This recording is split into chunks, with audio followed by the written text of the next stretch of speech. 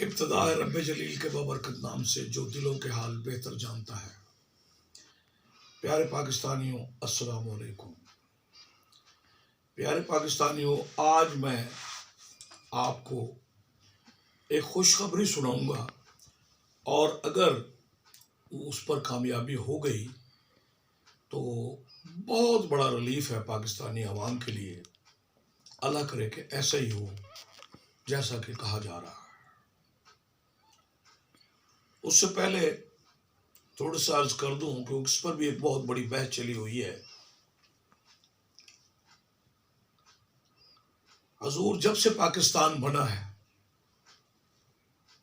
कायदे आजम और लियाकत अली के वो 2 साल छोड़ दें, यानी 75 नहीं तो 73 नहीं तो 72 साल से हमारी हुकूमत एक ही तरह से चली आ रही है। क्योंकि 50 साल से तो मैं ये देख रहा हूँ, अगर 15-16 साल मेरे बलूगत के निकाल भी दें तो मैं 50 साल से देख रहा हूँ कि हमारे मुल्क में जो भी हुकूमत बनती है उसमें अमेरिका बहादुर की मर्जी शामिल होती है और उसी की आशीर्वाद से ही, यानी अमेरिका के आशीर्वाद से ही हमारे मुल्क में हुकूमतें चेंज हुई हैं, बनती रही हैं। और इक़्तिदार आला यानी इक़्तिदार का मंबा वो हमारी फौज के हाथ में ही होता है। और ये शुरू से एक ट्रेंड बन गया है, क्योंकि शुरू में ही सिकंदर मिर्जा और उसके बाद अयूब खान ने, क्योंकि वो एक फौजी जर्नैल था, उसने माशाल्लाह लगाया था, तो ये ट्रेंड सेट हो गया कि असल मंबा ताकत का वो फौज के पास ही होगा। और उनकी मर्जी से ही अमेरिका बहादुर की आशीर्वाद और फौज की मर्जी से ही हमारे मुल्क में कोई वजीर आज़म बन सकता है। और वही उसके तोड़ जोड़ का काम करते हैं। एक बात समझ आ गई कि ये मुल्क इसी तरह चलता है। हाँ, लगड़ी लूली जमहूरियत आप कह सकते हैं। अब आप चाहें कि यूरोप वाली जमहूरियत यहाँ मिल जाए तो ये नामुमकिन है, मुश्किल नहीं, नामुमकिन है। क्योंकि एक ट्रेंड सेट हो गया कि हमने तो ये करना है और ऐसे होगा और ऐसे हुकूमत चलेगी। और उसकी एक वजह भी है कि जो कुछ हमारे सियासी लीडरान नहीं कर पाते, हमारे सिविल लोग जो कुछ नहीं कर पाते, वो पाकिस्तान आर्मी ही करती है। जैसे कि ज़ल्ज़लों में, तूफानों में, सैलाबों में, कोई और आफात में पाकिस्तान आर्मी ही सारे मामलात को हल करती है। बात अगर शुरू करें अयूब खान से, तो अयूब खान बड़ा तकड़ा और बड़ा सख्तगीर जर्नैल था, लेकिन उसके दौर में मुल्क ने सनती तरक्की की। ये बात मैं पहले भी बता चुका हूं। आज यानी गुज़श्ता रात एक्सप्रेस न्यूज पे एक प्रोग्राम चल रहा था जिस पर यही सवाल पूछा गया कि फौज, बल्कि जिक्र तो जनरल बाजवा का था, तो जनाब अली जनरल कंवर जावेद बाजवा, भाई वो सिर्फ आर्मी चीफ नहीं था, वो आपके मुल्क का वजीर खजाना भी था और वजीर खारजा भी था। क्योंकि गलती से वो इमरान खान को इक़्तिदार पे ले तो आए थे, लेकिन उन्होंने जल्द ही भांप लिया था कि बंदा अनाड़ी है और ये इस गाड़ी को किसी दीवार में दे मारेगा। यानी पाकिस्तान की गाड़ी को। उन्होंने ये भांपते हुए सऊदी अरब, चाइना, दुबई और दोस्त मुल्कों से खुद राब्ते किए। इमदादों के पैसे जो हम कर्जे की सूरत में जरूरत थी हमें, IMF के लिए भी, और बाकी जो मुल्क के हालात हो गए थे, कमर जावेद बाजवा ही वो पैसे लेकर आते थे। मुल्कों को इमरान खान की जात पर कोई एतबार नहीं था, और मुल्कों ने जैसे ताल्लुकात खराब कर लिए थे अक़वाम आलम से, उनको बनाने और जोड़ने में भी कमर जावेद बाजवा का ही हाथ था। अब इसका मकसद ये नहीं है कि मैं जो ये बातें कर रहा हूं, मैं ये कह रहा हूं कि नहीं जी फौजी इक़्तिदार पे होनी चाहिए, या जनाब फौज का ही नहीं नहीं नहीं, मैं इसके खिलाफ हूं। मैं डेमोक्रेटिक बंदा हूं और डेमोक्रेसी ही चाहता हूं। लेकिन हमारे यहाँ भाई मगरिब वाली डेमोक्रेसी तो नहीं आएगी, क्यों? हमारा कल्चर और है, उनका कल्चर और है। हालांकि डेमोक्रेसी वही है, लेकिन हमारा तो आइन जो है वो डेमोक्रेटिक होने के बावजूद इस्लाम के खिलाफ हम कोई उसमें कानून नहीं बना सकते। हम पाबंद है क्यों? मुसलमान है। तो वो डेमोक्रेसी तो नहीं आएगी ना, कि उस डेमोक्रेसी की तो कुछ और, वो तो मादर पितर आज़ाद डेमोक्रेसी होती है और इंसाफ पर मबनी होती है। तो हमारे यहाँ वो उस डेमोक्रेसी को तो बहुत मुश्किल की बात है, क्योंकि असल डेमोक्रेसी के लिए फौज से जिसने भी टक्कर ली, ये सबसे पहले फौज से आज़ादी हासिल करने के लिए मुजीबुर रहमान, मशरकी पाकिस्तान वाले बंगाली, उन्होंने आवाज बुलंद की तो उनको पाबंद सलासल होना पड़ा। उसके बाद वली खान और उनकी जमात ने ये कोशिश की तो उन पर गद्दारी के मुकदमे बने। फिर जुल्फ़िकार अली भुट्टो, जिसने 93,000 कैदी बांग्लादेश की कैद से रिहा कराए थे, इंडिया की कैद से रिहा कराए थे बांग्लादेश बनने के बाद, जिसमें तकरीबन 60,000 पक्की आर्मी थी और 30-32,000 सिविल लोग थे। और इस टूटे फूटे मुल्क को अपनी टांगों पे खड़ा किया और तरक्की की एक लहर चली। लेकिन उसके बावजूद भी एक ना अकबत देश और पाकिस्तान का सबसे बड़ा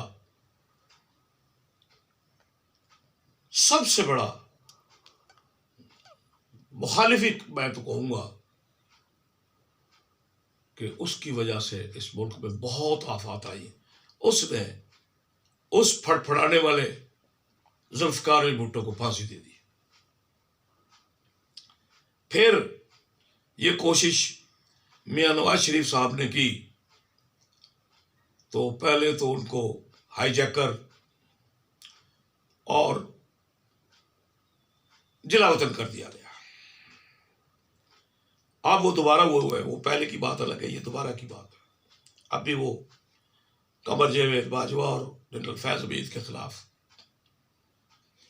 जबान खोलते थे, उनके खिलाफ बोलते थे। और अब इमरान खान उसी डगर पे चले हैं, तो कहीं ऐसा ना हो कि खान साहब आप भी फिर हमारी यादों और समातों में ही बाकी रह जाए। मेहरबानी करें, हमारी सिचुएशन को देख लें, हमारे मुल्क की सिचुएशन को देख लें। हम ऑस्ट्रेलिया वाली, न्यूजीलैंड वाली, अमेरिका वाली, बरतानिया वाली, फ्रांस वाली डेमोक्रेसी नहीं ला सकते और कभी भी नहीं, क्योंकि यहां सब कुछ हमारी पाक फौज के हाथ में है। और जरूरी है, जैसा कि आपने किया था, वाकई मुल्क का पता नहीं क्या होता, लेकिन उनको एहसास था, पाकिस्तान आर्मी को एक एहसास जरूर है कि वो किसी तरह भी इस मुल्क का नुकसान नहीं होने देंगे, इस मुल्क को डूबने नहीं देंगे, मेरे अल्लाह रब्बुल इज़्ज़त की मेहरबानियों से और इस गरीब अवाम की दुआओं से। सबसे पहले मेरे रब्बुल इज़्ज़त की मेहरबानी इस मुल्क में कि आज तक हम बैठे हैं, वरना हम तो उस दरख्त पे बैठे वाली मिसाल है कि दरख्त पे बैठ के नीचे से जड़ को काटता रहा हो। लिहाजा उस डेमोक्रेसी को भूलें और जो कुछ मिली हुई है सब्र शुक्र से इसी पे इक्तफा करें, वरना अकबर बुगटी, वली खान, बादशाह खान, जुल्फ़िकार अली भुट्टो, नवाज शरीफ, वो सब आपके सामने है। और हकीकत तो यह है कि ये पाक फौज इस मुल्क को बस पर्दा यानी बैग में रह के संभाल रही है, वरना आप लोगों का, हमारे सियासतदानों का, अक्सरियत में, सब नहीं, बहुत अच्छे लोग भी होते हैं, काम सिर्फ इक़्तिदार पे बैठ के लूट खसूट और अपने दुश्मनों की से बदला लेना, उनसे दुश्मनियां निकालना, हमारे सिविल लोगों का काम ये है। तो लिहाजा ये टूटी फूटी लंगड़ी लूली जमहूरियत जैसे चल रही, इसको चलने दें। हाँ, ये जरूर कर लें कि इसमें चोरी डाके बंद हो जाए, इसमें फ्रॉड ठगी बंद हो जाए, इसमें लूट मार बंद हो जाए। हाउसिंग स्कीमें बन रही होती हैं, लोग पैसे दबा के लगा रहे होते हैं, खरीद रहे होते हैं, हालांकि उनके इश्तिहारात आ रहे होते हैं, टीवी में भी आ रहे होते हैं, अखबारों में भी आ रहे होते हैं, लेकिन हुकूमत को उस वक्त सोई हुई होती है कि ये पैसे लूट के, ये जाली स्कीम है, पैसे लूट जाएंगे, गरीब अवाम लूट जाएगी। और भाई इसको स्कोर किसने बनाना है? इसको आपने स्कोर करना है, सिक्योर आपने करना है कि जनाब अवाम का नुकसान ना हो। कोई डबल शाह आ जाता है, लूट के चला जाता है, कभी कोई आ जाता है, लूट के चला जाता है, कभी कोई डबल पैसे बढ़ा रहा है, कभी कोई हाउसिंग स्कीम जाली दे रहा है।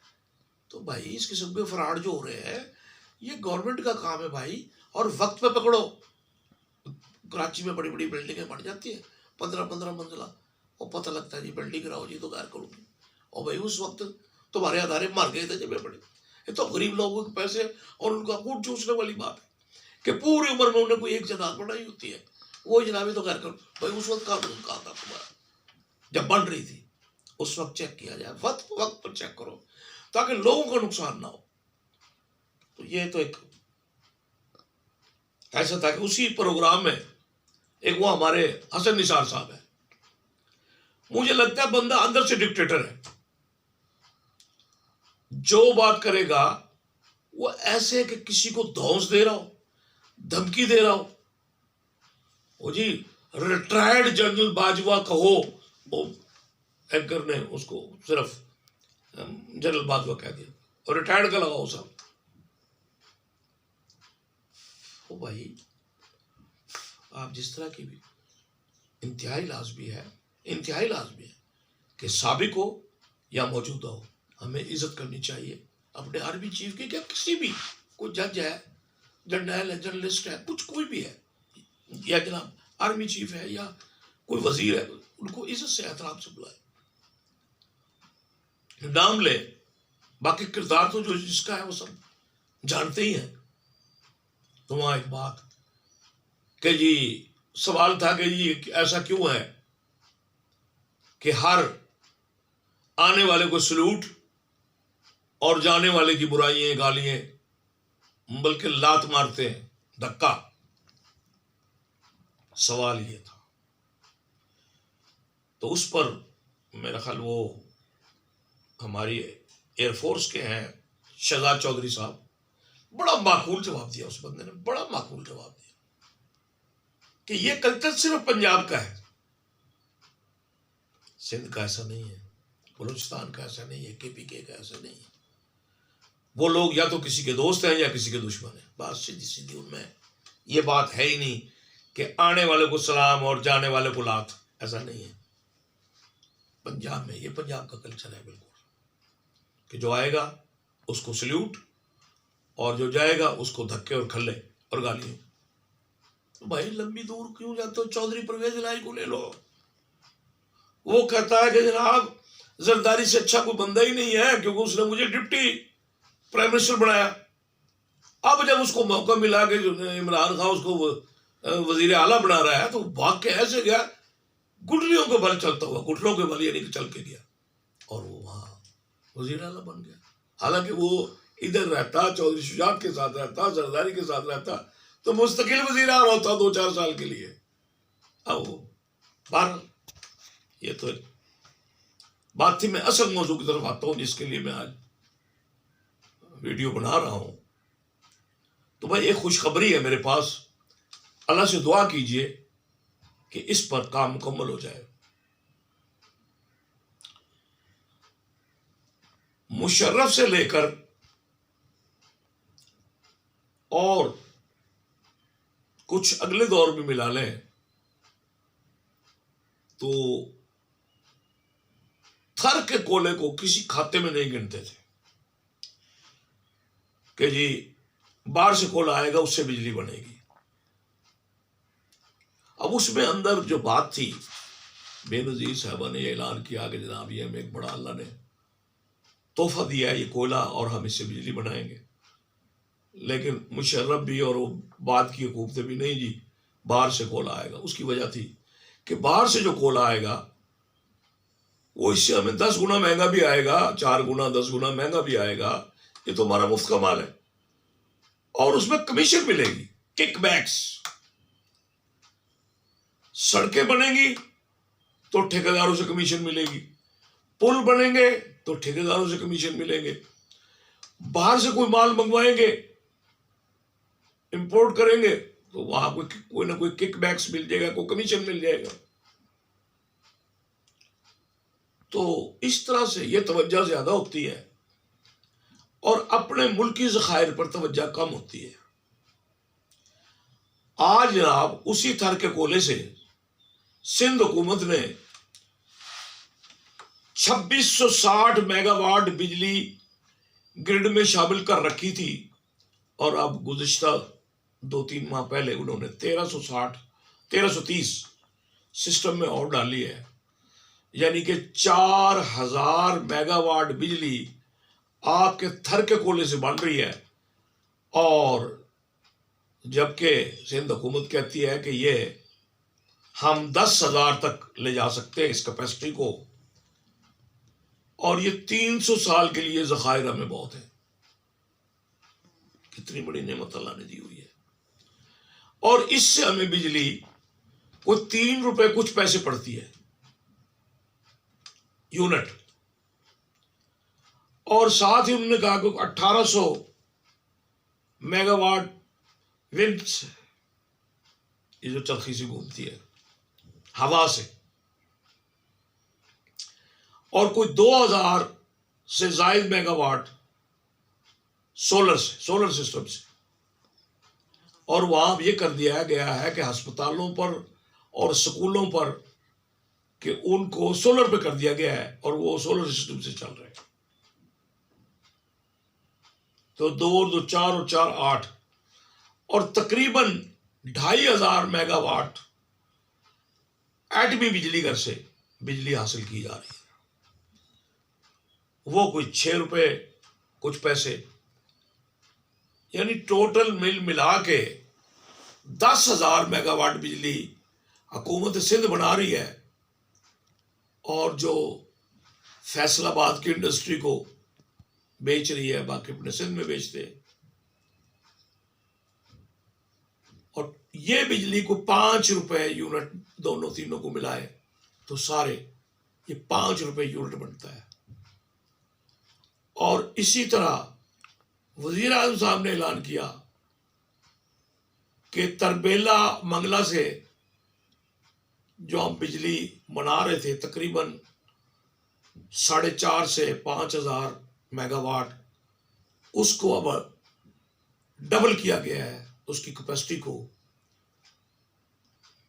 तो अगर मैं गलती पे ना हूं तो 8 से 10,000 मेगावाट ये बनती है, यानी 10 से वाली 8 ये पानी से जो पिन बिजली तरबेला और मंगला के पानी से बनती है। अगर कालाबाग डैम बन जाता तो और भी पता नहीं कितने पानी से बिजली बनती है, और पानी से बिजली बनती है कोई 1.5 रुपए यूनिट। तो 8 और 10 18,000 मेगावाट बिजली हमारी बन रही है कोई 5-4 रुपए यूनिट के हिसाब से।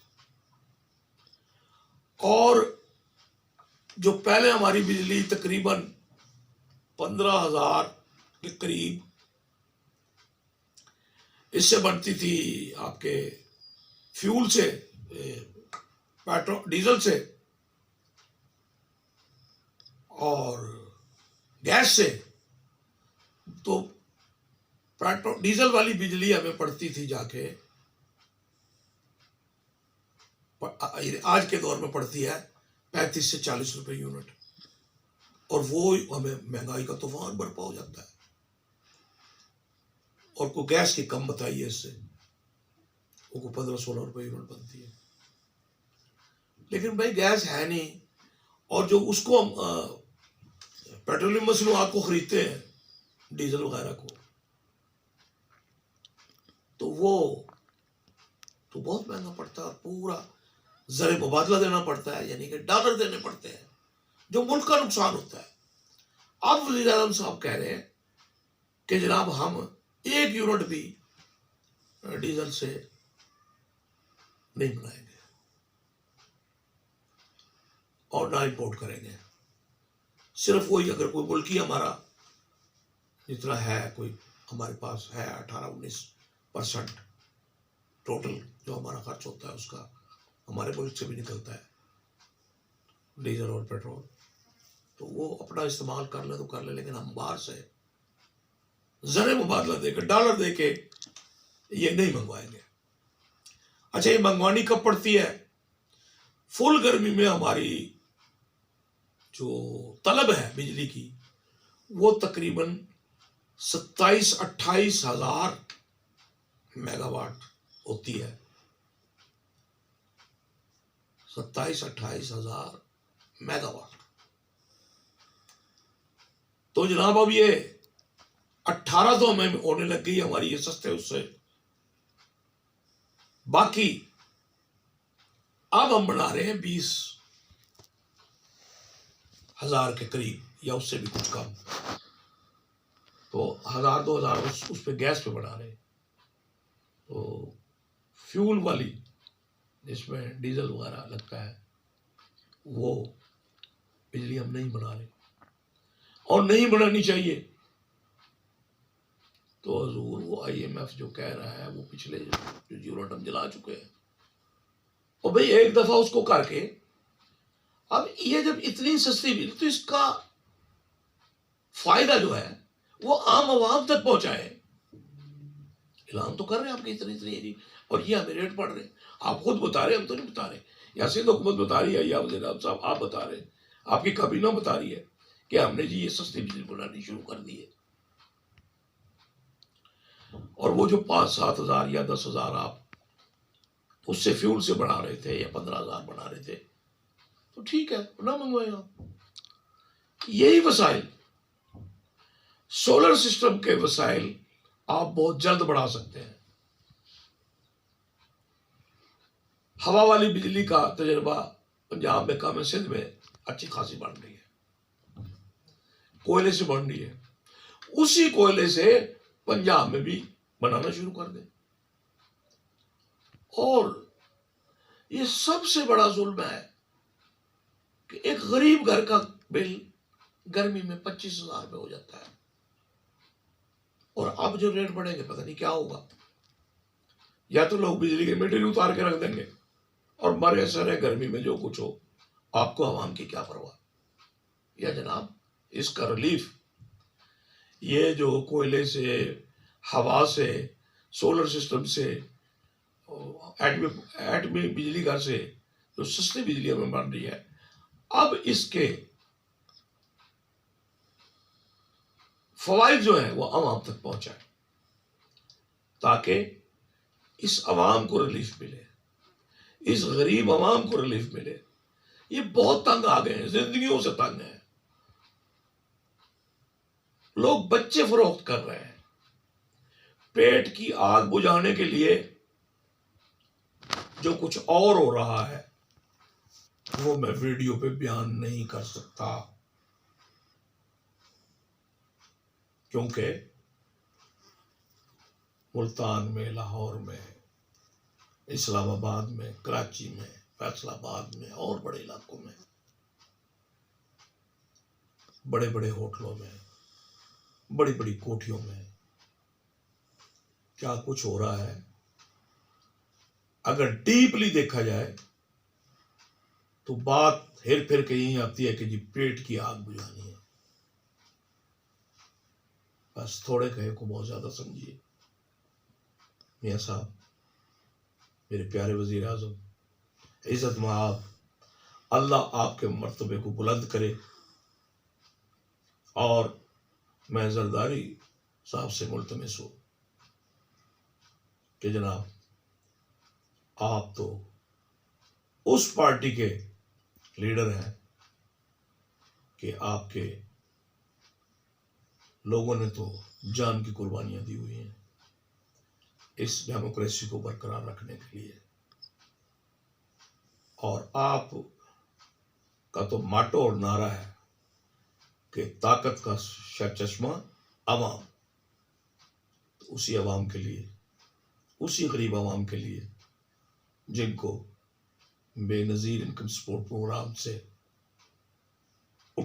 पस्ती से उठाया गया है, और आज वो सब आपको दुआएं भी देते हैं, आपको वोट भी देते हैं और सपोर्ट भी करते हैं। और पीपल पार्टी के लिए और खुसूसन बीबी शहीद के लिए उनके मुंह पर, उन खवातीन के मुंह पर दुआएं होती हैं जिनके पास बेनजीर इनकम सपोर्ट प्रोग्राम का कार्ड है। जनाब बिलावल भुट्टो साहब, जरदारी साहब, मियां शहबाज शरीफ साहब, ख्वाजा साद रफीक साहब, ख्वाजा आसिफ साहब और इसाक डार साहब, मेहरबानी करें, आप जो 5-7 ऊपर के लोग हैं, मैं समझता हूं कि आप तकरीबन, मैं जिनके अब नाम ले रहा हूं, इनको कुछ ना कुछ ना सही तो 50% जरूर पाकिस्तानी अवाम का ख्याल भी है। और मैं दिल से बता रहा हूं कि आप लोगों के दिलों में वाकई अवाम की मोहब्बत के कुछ उपाय, जरासीम पाए जाते हैं। मेहरबानी करें इस गरीब अवाम पर। ये जो बिजली वाला ही है, ये हो सकता है इसकी शफकत कर दें, रेट कम करके। वो जो आपको पड़ रही है बिजली, उसको तजारत न बनाए, बल्कि उसको, हाँ, वो IMF के सारे पूरे करें कि ये पूरा कर लो जी, हमारे को अब बिजली 35-40 रुपए में नहीं पड़ रही, हमारी 5 रुपए में पड़ रही है, ये लिख दे। और बचत का रास्ता अपनाएं, काबीना 85 रुकनी काबीना को 35 पे लाए। और जो बेमहकमा वजीर है उनको हटा दें भाई, कि चलो जी, एक, मैं समझ रहा हूँ कि एक झूठा उन्होंने लेना था कि जी हमारा भी नाम आए कि साबिक वफाकी वजीर या वजीर ममलिकत। चले जी, वो हो गए 2-4 महीने उनको, क्योंकि आपकी इत्तेहाद की हुकूमत थी और हर जिसके पास 5 सीटें हैं, 7 है, 2 है, 1 है या 15 है या 60 है या 85 है, तो हर एक की ख्वाहिश थी जी मेरा बंदा भी आज, क्योंकि 3 जमातें तो ऐसी हैं, पाकिस्तान पीपल पार्टी, पीटीआई, नून लीग के मरकज में इनकी हुकूमत आ सकती है। फजलुर रहमान की हुकूमत कहीं ना कहीं किसी सूबे में इत्तेहाद के तौर पे भी आ सकती है, लेकिन बाकी जिनकी 1 सीट या 2 सीट या 4 सीट या 7 सीट है, उनकी ना तो मरकज में ना सूबे में हुकूमत तो आनी नहीं। तो वो इसी तरह के मौके उनको मिलते हैं कि वो फिर इक़्तिदार के झूठे ले लेते हैं कि मैं भी वजीर बना था। तो वो लाड खेल हो लिया, उनको मेहरबानी करें। एक जो कौमी असम्बली और आपके वज़रा की तनख्वाहें हैं, इनको कम करें, बहुत ज़्यादा है, बहुत ज़्यादा है, उनको तनख्वाह दें। इस्लामाबाद में उनको घर दिए हुए हैं और उनको आने जाने का टिकट दें जब भी वो इजलास में आए, ये मुनासिब बात है। बाकी उनके खर्चों पर काट लगाए। जिन जिन लोगों को बिजली मुफ्त दी जाती है, चाहे वो आबड़ा मुलाजमीन हो, चाहे वो वज़रा हो, चाहे कोई और हो, उनकी मुफ्त वाली बिजली बंद कर दें। बहुत सारा रिलीफ मिल जाएगा, बहुत सारा रिलीफ मिल जाएगा। और 17 ग्रेड से ऊपर के मुलाजमीन की तनख्वाहें कम से कम 25% काट ली जाए। ओ भाई, मुल्क तांगा गुजारा करो। भाई, जिस घर में एक कमरा हो और 7-8 बच्चे हो तो उसी एक कमरे में गुजारा करते हैं। हाँ, जब दूसरा कमरा बन जाए तो कुछ खुले हो जाते हैं, आमदनी होगी तो दूसरा कमरा भी बन जाएगा। लिहाजा जब मुल्क की पैदावार की तरफ देखें, और हम तो गंदम, चीनी, चावल, मकई, कपास एक्सपोर्ट करने वाला मुल्क है यार हम। ओ भाई, क्या बना दिया तुमने यार? ओ भाई, लानत मारो ऐसी कॉलोनियों को जो मुल्क में घुटन पैदा करती हैं, आबो हवा खत्म करती हैं, माहौल को बुरा बनाती हैं, बदबूदार माहौल हो जाता है, और फिर ये इस तरह के सैलाब और तूफान आते हैं। ग्रीनरी, दरख्त मुल्क के लिए लाजमी है, जैसे इंसान के लिए सांस लाजमी है। ये इसका इमरान खान का मंसूबा बहुत प्यारा था, बिलियन ट्री का। ये अलग बात है कि वो खुर्द बुर्द की नजर हो गया। तो जनाब, कॉलोनियां बनानी तो देहात में बने, या मल्टीपल ये कई मंजिला इमारतें बना ले, 10 या 12, इससे ऊपर नहीं, कोई 200 में उसकी नहीं, मंजिला नहीं, 150 10 मंजिला, 8 मंजिला, ये फिर शहरों में करें कि इस तरह की मंजिलें बना। जरा जमीन को खत्म ना करें, इससे तो आपका माहौल बिगड़ रहा है, सारी तबाही आ रही है मुल्क में। तो जनाब, मैं अरबाब इक़्तिदार से इल्तमास करता हूँ, गुजारिश करता हूँ कि इस मुल्क पे भी रहम करें और अब कुछ करके दिखाएं। यही जो बिजली के आपको फायदे मिल रहे हैं रेटों के, आपने बताया, हमें, मुझे नहीं पता कि सारी बिजली बिल मिला के 5-4 रुपये यूनिट पड़ रही है, तो आप 6 रुपये यूनिट बेच लें। अब तो तिजारत होनी ही नहीं चाहिए, आवाम से तिजारत नहीं होती, उनको फैसिलिटीज दी जाती हैं। वज़ीर आज़म साहब, वज़ीर आज़म साहब, वज़ीर ख़ारजा साहब, क्यों आप 2 बड़े पार्टनर हैं इस हुकूमत में, मेहरबानी करके अब इस रिलीफ की तरफ सोचें। मियाँ साहब, यही बिजली वाला रिलीफ दे दें जो आपका बिजली पे खर्चा कम आ रहा है, जैसे बन रही है। आप अब तेल से, डीजल से नहीं बना रहे बिजली, तो ये मुंतकिल करें, ये फवाइद अवाम को मुंतकिल करें। आप इलेक्शन जीत जाए, आपको फिर 10, 15, 20 साल को हिलाने वाला नहीं है। ये जो ये जिस तरह के वसाइल अब बिजली के हुकूमत सिंध ने और आपने तरबेला मंगला से किए हैं, और वो हटा दें जो ये आपके थर्मल लगे थे, थर्मल पावर प्लांट, ये नुकसानदेह थे, हटा दे, बेच दे। अगर पाकिस्तानी गवर्नमेंट के उनको बेच लें, नहीं तो जिन लोगों के हमसे कहीं बस भाई हमने जितनी लेनी थी बिजली ली, अब हम ले नहीं ले सकते। ये क्या कि वो जनाब बिजली आप ले या ना ले, इतनी बिजली के अपने पैसे तो देने ही है, ये मुआवजा खत्म कर दें, ये कोई हमारे मुफाद के नहीं है। और मैं एक छोटे छोटे अदारे चलाता रहा हूं, तो मैं कोई बहुत बड़ा फ्रांस का एक्सपर्ट, मैशर का एक्सपर्ट तो नहीं हूं, लेकिन मैं कुछ ना कुछ मशवरे दे सकता हूं कि किस किस तरह से चलाया जाए।